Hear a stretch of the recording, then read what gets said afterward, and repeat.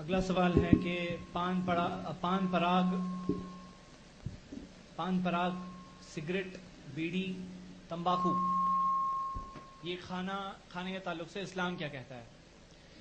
دیکھیے، جب سگریٹ نئی انٹروڈیوس ہوئی تھی، شروعات میں جب سگریٹ پہلی بار جب آئی تھی، تب کئی علماء نے اس کے تعلق سے جمع ہو کر اینالائز کیا اور ایک فتویٰ دیا. تبھی فتویٰ یہ تھا کہ مکروہ ہے. اور اب تک اگر پوچھا جائے، کئی عالم اب بھی کہتے ہیں کہ سگریٹ پینا مکروہ ہے. لیکن یہ اس وقت پر ہے تب جب یہ ڈسکور نہیں ہوا تھا کہ سگریٹ سموکنگ کینسر کی وجہ ہے. سگریٹ سموکنگ سے کینسر ہوتا ہے اور بھی کئی ساری بیماریاں ہوتی ہیں. جب یہ چیز ڈسکور ہو چکی ہے اب، تو نیچرل بات ہے کہ پچھلے اس فتوے کو پھر سے دیکھنا ہوگا. آج ہم دیکھتے ہیں کہ کئی سارے علماء بس اسی زمانے کا فتویٰ اب بھی دہرا رہے ہیں.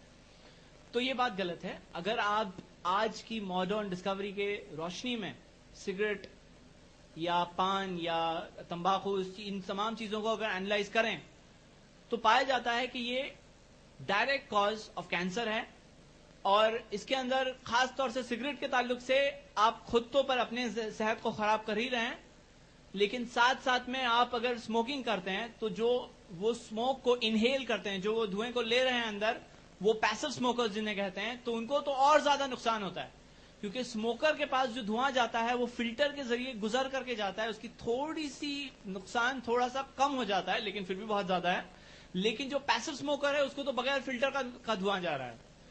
اب اگر اس چیز کی روشنی میں دیکھا جائے تو سب سے پہلا پوائنٹ یہ ہے کہ یہ سلو پوائزن ہے اور سلو سوئسائڈ ہے. سوئسائڈ کا جو حکم ہے وہ چیز اس کے اوپر بھی لگے گی. اور سوئسائڈ کے تعلق سے حدیث صحیح بخاری کتاب الطب کی کہ جو کوئی آتم ہتیا کرتا ہے، سوئسائڈ کرتا ہے، اپنی خود کی جان لے لیتا ہے، وہ ہمیشہ جہنم کی آگ میں وہ لیتا رہے گا اسی طرح سے. تو یہ پہلی چیز ہے. اللہ تعالیٰ نے قرآن میں بھی کہا ہے سورہ بقرہ میں سورہ 2 آیت نمبر 195 کہ اپنے ہاتھوں سے ہی اپنے آپ کو نقصان مت پہنچاؤ. یہ ہے پہلا پوائنٹ. دوسرا پوائنٹ کہ جو لوگوں کو پریشانی ہوتی ہے، خاص طور سے جو لوگ سگریٹ پیتے ہیں اور جو لوگ پان کھاتے ہیں، پان کی پیک کہاں جائیں گی، یہاں وہاں ہر جگہ. اب اس کے اندر جو لوگوں کو نقصان ہوتا ہے، خاص طور سے سگریٹ اسموکنگ کے اندر، تو اللہ کے رسول صلی اللہ علیہ وسلم نے فرمایا، ایک حدیث ہے صحیح بخاری میں، کہ اللہ کی قسم وہ مومن ہی نہیں ہے. اللہ کی قسم وہ مومن ہی نہیں ہے. اللہ کی قسم وہ مومن ہی نہیں ہے. صحابہ نے پوچھا کون؟ رسول اللہ صلی اللہ علیہ وسلم.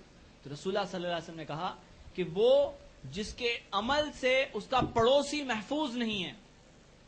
دیکھیے، پڑوسی الگ الگ طرح کے ہوتے ہیں. قرآن میں اللہ تعالیٰ نے سورہ نساء میں سورہ 4 آیت نمبر 36 میں اللہ تعالیٰ بتاتے ہیں کہ اچھا سلوک کرو اپنے پڑوسی کے ساتھ، وہ پڑوسی جو قریب ہے اور وہ پڑوسی جو انجان ہے. تو انجان پڑوسی کا بھی ایک کنسپٹ ہے. آپ بس میں چڑھ رہے ہیں، بس میں آپ کے ساتھ میں جو بیٹھا ہے وہ پڑوسی ہے آپ کا، انجان پڑوسی. تو جو کوئی آپ کے ساتھ میں بیٹھا ہے وہ اس وقت آپ کا پڑوسی ہے. تو اس کا خیال رکھو، اس کے ساتھ اچھا سلوک کرو، اللہ تعالیٰ نے کہا ہے. تو یہ دوسری دلیل ہے کہ لوگوں کی پریشانی. تیسری چیز، آپ ایک آیت پر غور کریں. یہ سورہ اعراف کی آیت ہے، سورہ نمبر 7 آیت نمبر 157. اللہ تعالیٰ کہتے ہیں وَيُحِلُّ لَهُمُ الطَّيِّبَاتِ وَيُحَرِّمُ عَلَيْهِمُ الْخَبَائِثَ، کہ رسول اللہ صلی اللہ علیہ وسلم کے تعلق سے کہ وہ حلال چیزیں آپ کے لیے، حلال چیزیں طیب پاک چیزیں آپ کے لیے حلال کرتے ہیں اور خبائث گندی چیزیں حرام کرتے ہیں.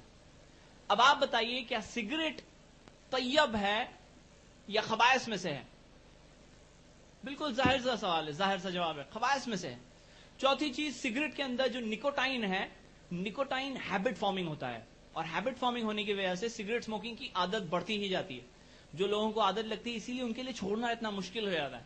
اور یہ تمام چیزوں میں ہیبٹ فارمنگ سبسٹنسز ہوتے ہیں جس کی وجہ سے وہ چیز کے لوگ عادت ہو جاتی ہے اور چھوڑ نہیں پاتے ہیں. اور سگریٹ اسموکنگ پہ جب کوئی آ جاتا ہے تو پورے پیکٹ کے پیکٹ صاف ہو جاتے ہیں. تو اس میں اسراف ہے، پیسوں کا فضول خرچ ہے. اللہ تعالیٰ نے جو مال دیا ہے اس کے بارے میں ہمیں قیامت کے دن پوچھا جانے والا ہے. معلوم ہے آپ کو 5 سوالات جو پوچھے جانے والے ہیں، سنن ترمذی کی حدیث ہے، صحیح حدیث ہے کہ قیامت کے دن 5 چیزوں کا سوال پوچھا جانے والا ہے کہ مال کہاں سے کمایا، کہاں خرچ کیا. تو کیا جواب دیں گے؟ سگریٹ خریدنے میں خرچ کیا. تو یہ بالکل غلط چیز ہے، اور اس چیز سے جو لوگوں کو عادت ہے بالکل باہر نکلیے میرے بھائی، حرام ہے.